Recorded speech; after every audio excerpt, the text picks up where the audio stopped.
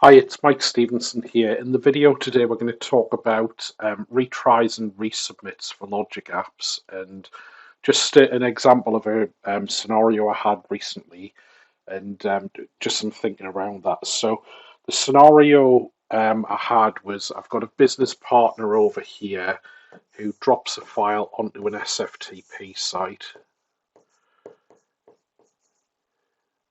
We have our integration solution here, and then we've got an FTP site which is for a different partner, and they'll pick the file up from here. So in our integration platform, we have one logic app, which basically we call the Polar logic app, and that'll go and check for files. And when it sees a file, it calls a second logic app here, and it passes the path to the file in. So what this one does is it calls out to get the file. Then we've got some Azure functions over here. So we've got decode, map, and encode.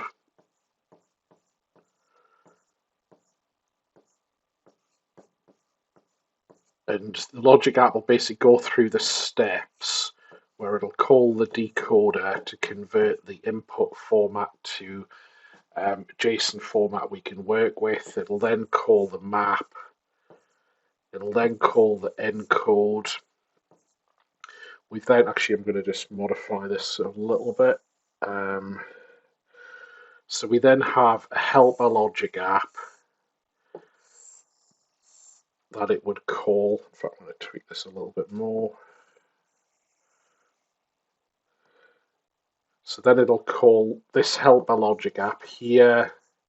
This helper logic app has a reusable widget for sending, because we send multiple different types of file to this end partner. So the helper logic app will send the file, so it encapsulates the settings for that partner, so we don't have every logic app having the repeated settings. And then we have the last action would go and delete the file after we've finished processing it. And that's basically how we've implemented this solution. Now, what's quite interesting was we had, so it works fine until we get an error. So the problem is we have an error here, which in the transform blows the logic app, so it goes to a failed state. But the problem is the file still exists on the FTP site.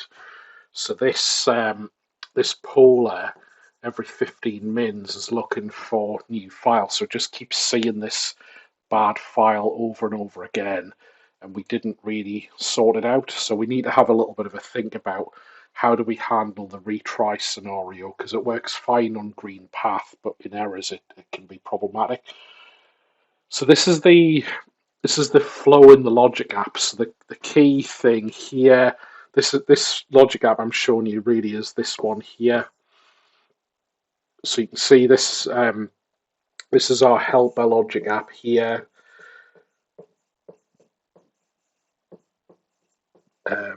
So we have the message comes in telling us about the file we need to get. So here we get the file, then you can see we've got the decode, the map, the encode, deliver the file, and then we delete it at the bottom. So any of these steps here, if we have an error, we end up with that file left on the FTP site. So it just keeps getting processed over and over again.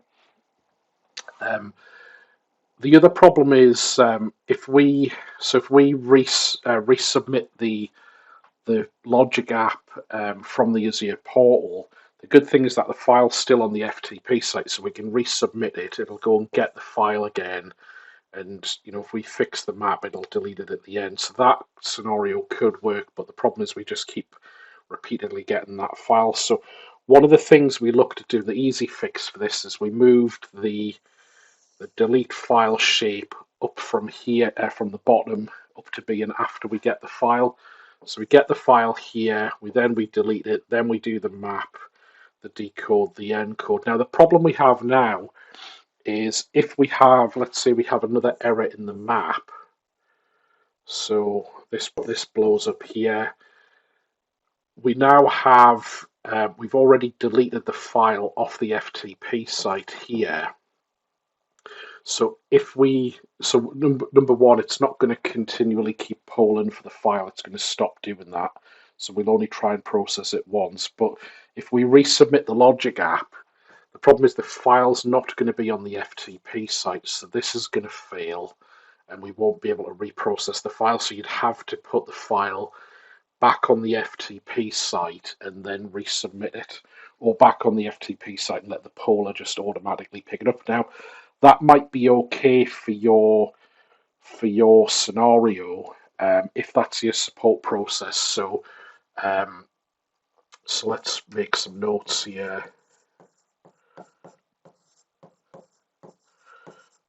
So in errors, you would put file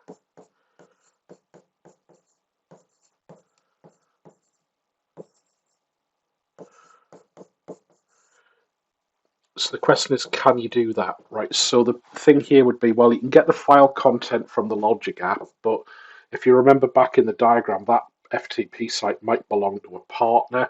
So the partner you might not have access to put a file back on there. Now the question is, can the partner resubmit?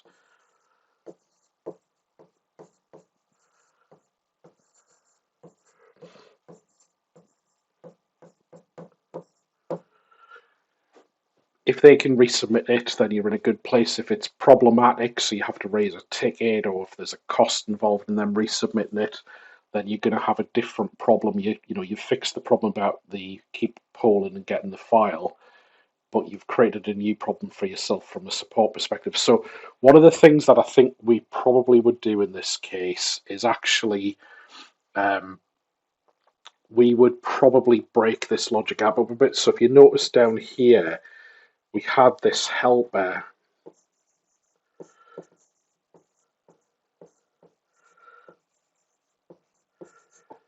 So we had this helper to send. Now, if we go back to the previous one, this basically here, this was all in what we call our processor.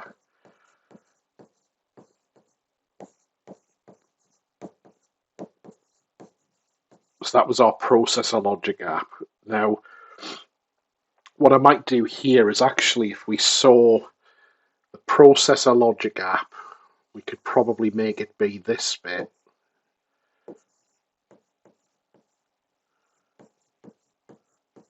And then we might create a new logic app down here and actually move these bits. In fact, actually, we could rename them, probably rename them as well if we follow the patterns we use elsewhere. So we might have the poller that checks for files, the file receiver, which will just receive a file. We then put a call logic app shape in here.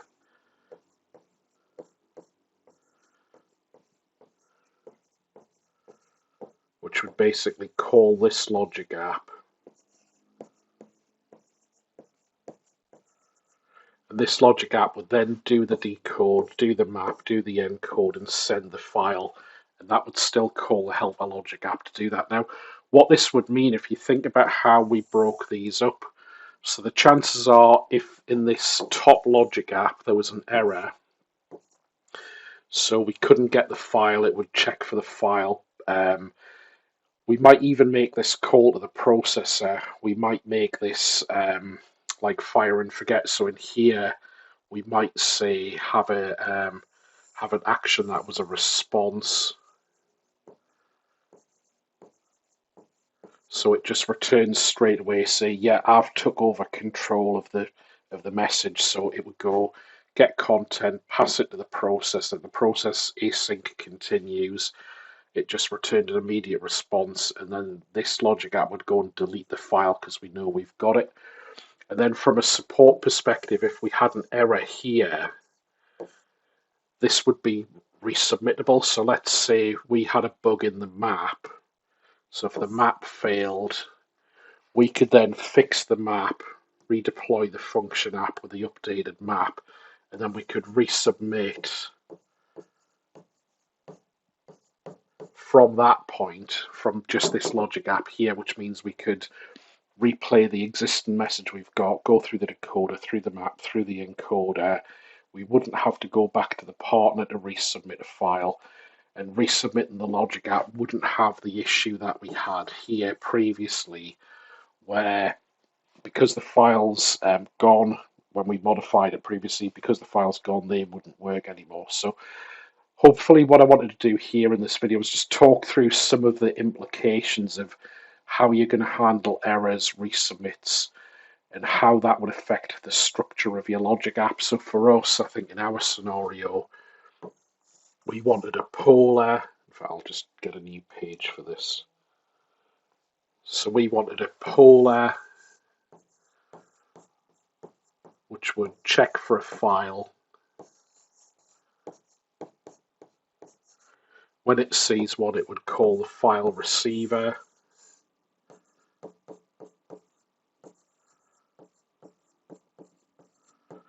He would get the content of the file, then he would delete it, and he would call the processor, which would map,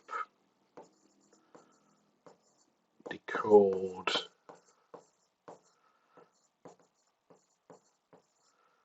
and then it would deliver the file.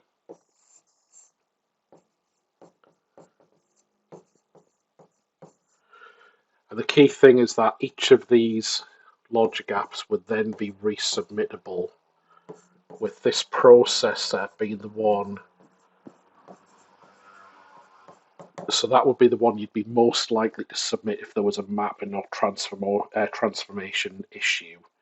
And I think this would give you quite a quite a good process. Now, one of the things that we do sometimes have a chat about in our team is kind of the separation. So we do a separation between the processing logic and the polling.